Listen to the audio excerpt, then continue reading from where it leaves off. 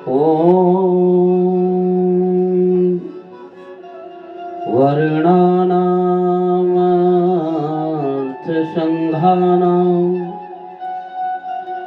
रसानां छन्दसामपि मङ्गलानां च कर्तारो वन्दे वाणी विनायको भवानी शंकरो वन्दे श्रद्धा विश्वास रूपिणो याभ्यां विना न पश्यन्ति सिद्धा शांत समीश्वरम्।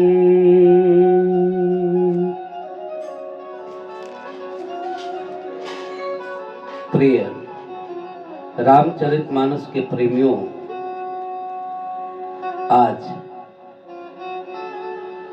राघव जी की पावन कृपा हुई है जो कि मैं आज श्री रामचरितमानस के कुछ परम तत्वों से जो भरी हुई चौपाइयां हैं, उन चौपाइयों का प्रयास कर रहा हूं कि आप तक पहुंच जाए और क्रम से चैप्टर बाय चैप्टर में आपको श्री रामचरितमानस की कथा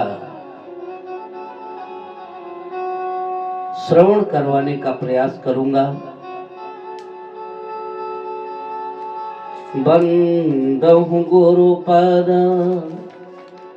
पदोम परागा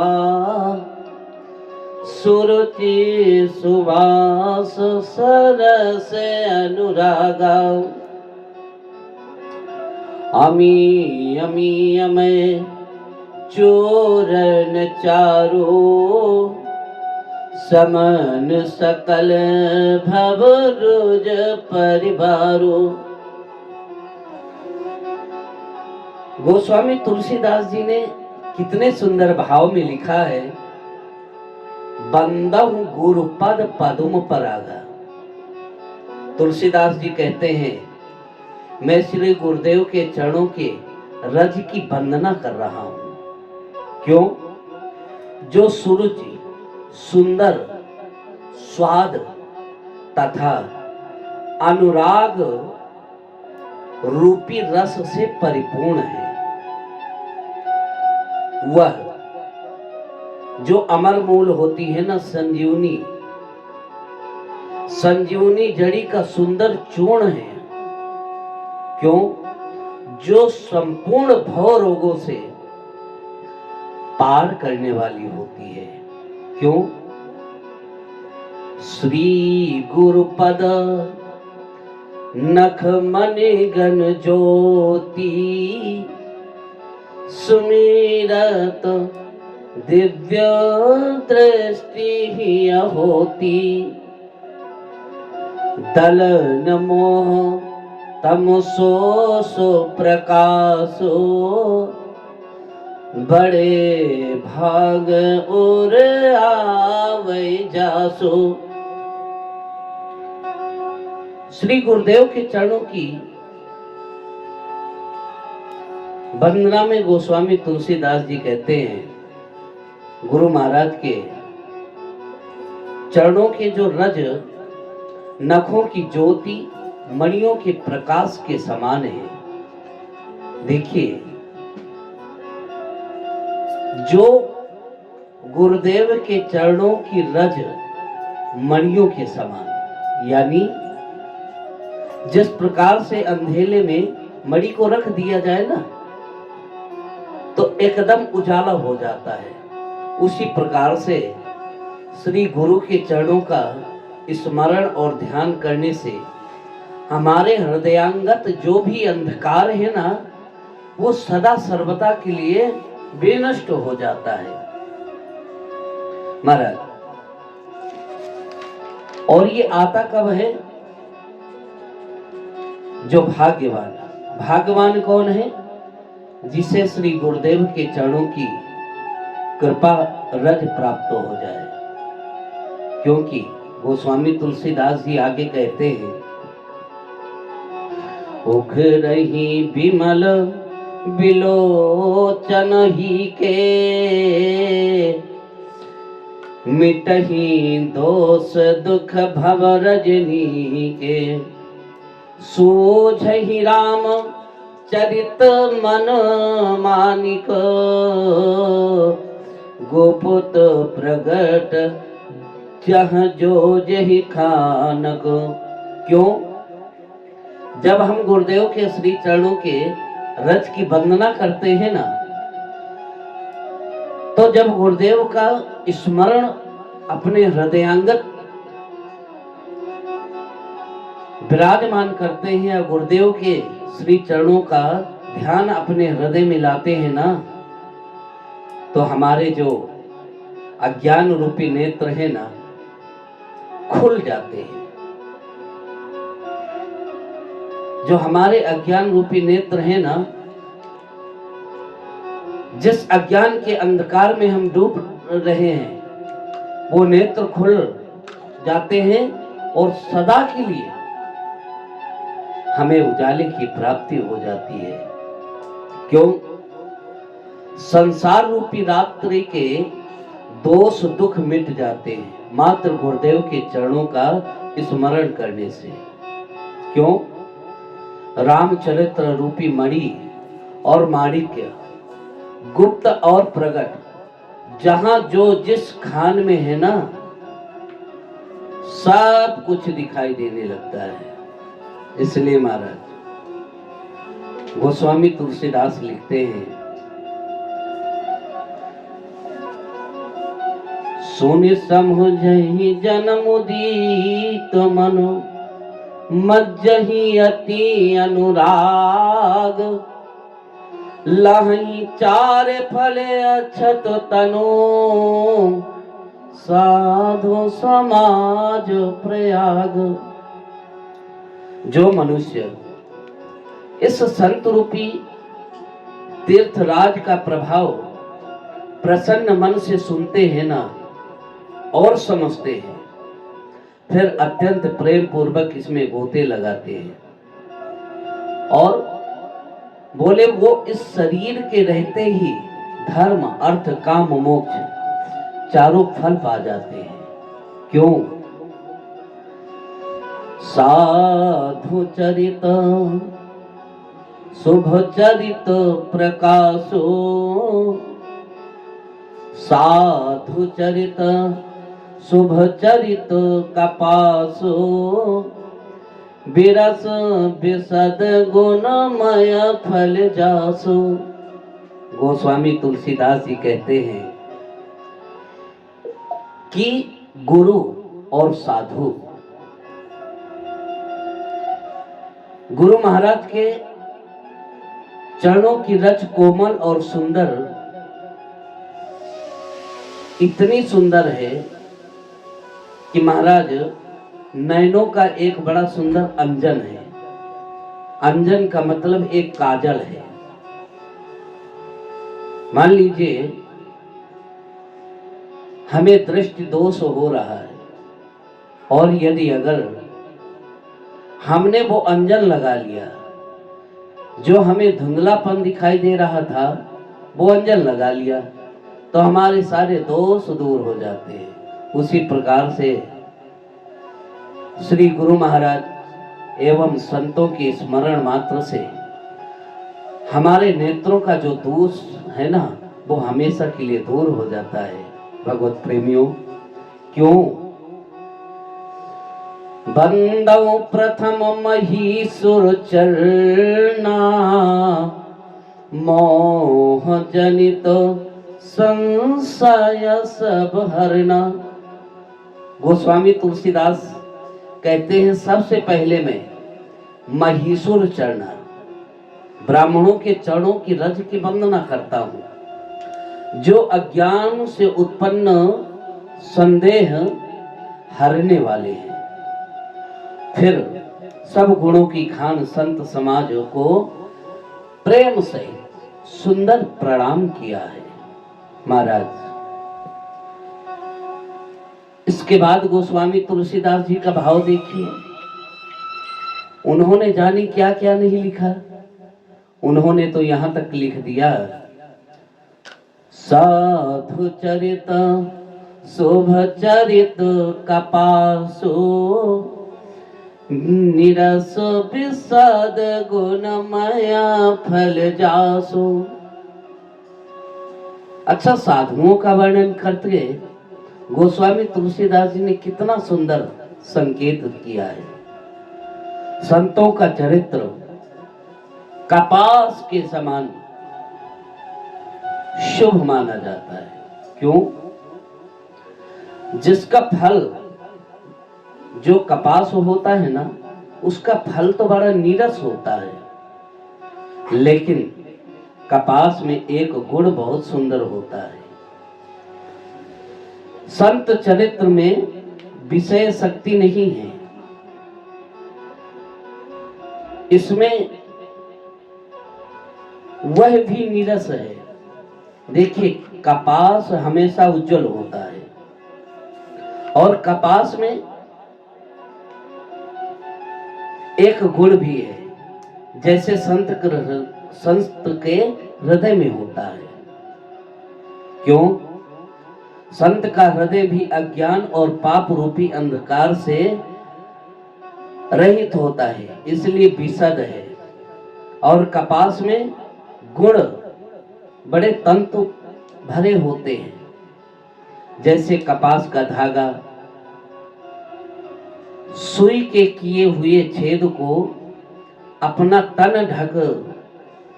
तन देकर ढक देता है, अथवा कपास जैसे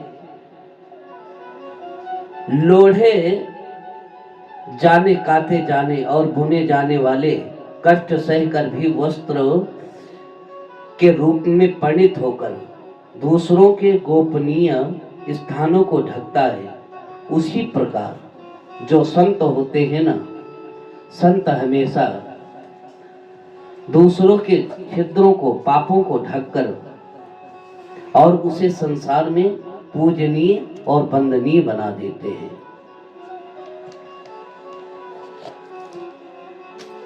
मुद मंगलमय संतो समाजो, जो जग जंगमो तीर्थ राजो। संसार में जो जगत में चलता फिरता तीर्थराज है ना, प्रयागराज, जहां उस सीताराम रूपी प्रयाग में राम भक्ति रूपी गंगा जी की धारा है। क्यों? राम भक्ति जहां सुर सरि धारा, सरसई ब्रह्म प्रचार प्रसारा। विधि निषेधमय कलिमल हरणी, करम कथा रविनंदन भरनी। इसके बाद विधि और निषेध रूपी कामों की कथा कलयुग के पाप हरने वाली सूर तनिया प्रयाग में यमुना महारानी है। और भगवान विष्णु और शंकर की कथाएं त्रिवेणी रूप से सुशोभित है, जो सुनते ही सब आनंद और कल्याण को देने वाली होती है।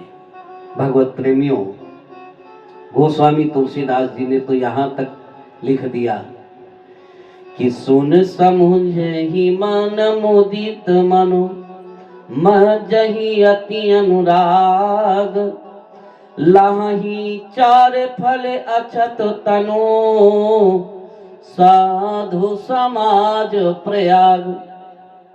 जो मनुष्य इस संत समाज रूपी तीर्थ का प्रभाव प्रसन्न मन से सुनते हैं ना और समझ लेते हैं, फिर अत्यंत प्रेम पूर्वक इसमें गोते लगाते हैं, तो गोस्वामी तुलसीदास जी कहते हैं, इस शरीर के रहते ही धर्म, अर्थ, काम और मोक्ष, इन चारों फलों की उन्हें प्राप्ति हो जाती है। मज्जन फल, देखिए, मज्जन फल पेखिय तत्काला, काक होय बक, काक होई पिक बक उमराला। इस सत्संग रूपी गंगा में स्नान करने का फल क्या मिलता है? बोले और फल तो बाद में मिलेंगे, लेकिन श्री राम कथा का जो फल है ना, उसका तत्काल फल मिलता है। फल क्या? यदि अगर इस सरयू जल में, इस प्रसंग रूपी राम कथा रूपी गंगा में स्नान किया ना, तो बोले महाराज काक, काक का मतलब कौआ, हाँ, कौआ को आपने देखा ही होगा, तो एकदम काला होता है, और पिक कहते हैं कोयल को।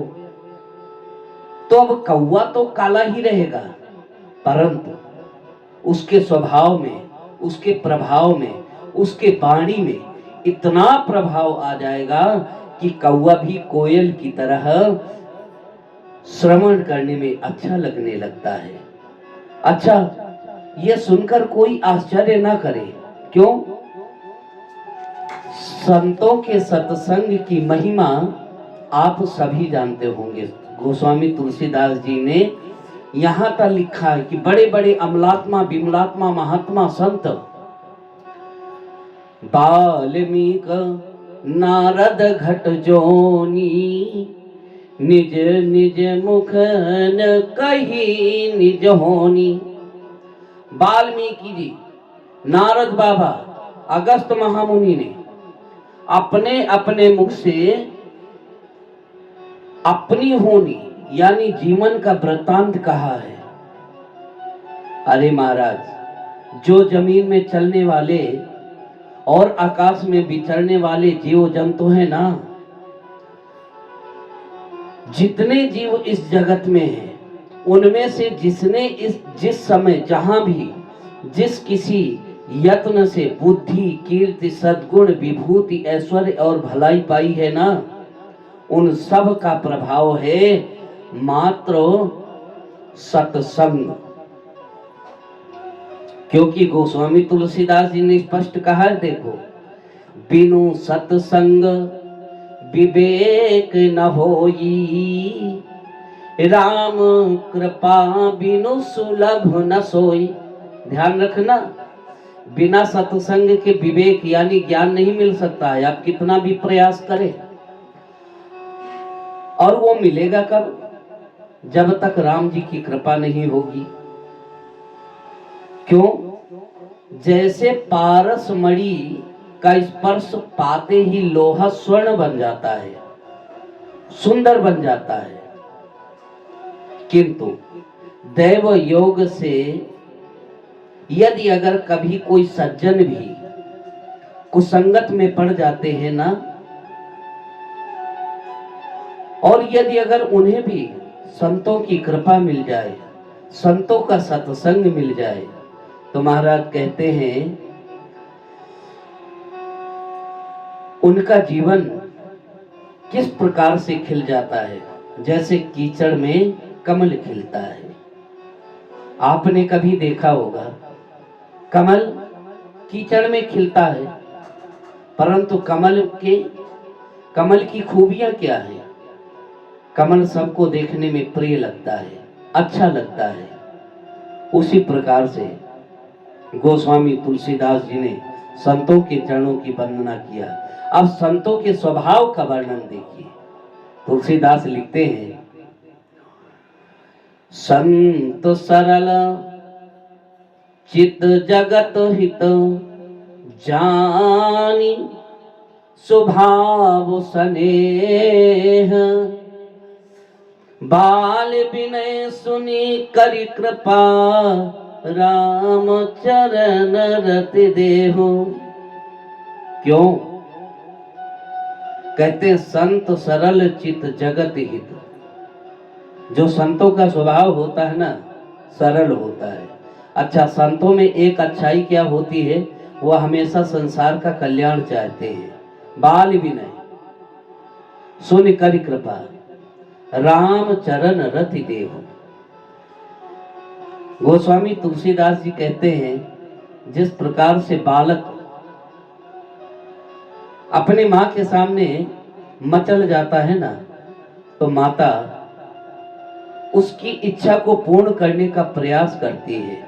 उसी प्रकार से गोस्वामी तुलसीदास जी राम जी से वंदना करते हैं और कहते हैं, मेरे इस बाल विनय को सुनकर कृपा करके श्री राम जी के चरणों में मुझे इतना प्रेम दे कि मैं आगे श्री राम कथा को गा सकूं। भगवत प्रेमियों, ठीक अगले वीडियो में आपको यहीं से श्री रामचरितमानस का प्यारा प्रसंग एक एक करके दो दो चार चार दोहे के रूप में मैं आपको संपूर्ण रामचरितमानस की गाथा सुनाने का प्रयास करूंगा। ध्यान रखना, इस नवरात्रि के पावन पर्व पर आज जो भगवती परम्बा जगदम्बा, वैसे नवरात्रि आज तृतीय मानी जाती है। क्यों? तृतीयम चंद्र घंटे थी, क्योंकि प्रतिपदा जो नवरात्रि थी वो 6 थी। तो चंद्र घंटा, आज इस चंद्र घंटा माता का पूजन करना चाहिए। और ध्यान रखना, शाम के समय भगवती परम्बा जगदम्बा मैया की आरती करने के बाद आप एक थाली में कपूर जलाएं, उसमें 5 लौंग के जोड़े डालें, ठीक है। और लौंग के ऊपर जब आप कपूर को जलाओगे तो उसके ऊपर घंटी बजाने से चंद्र घंटा मैया प्रसन्न होती है। तो मैं प्रयास करूंगा, यदि अगर परमात्मा की कृपा हुई तो अगले वीडियो में आपको श्री रामचरितमानस की गाथा सुनाऊंगा। जय श्री राम, जय श्री राम।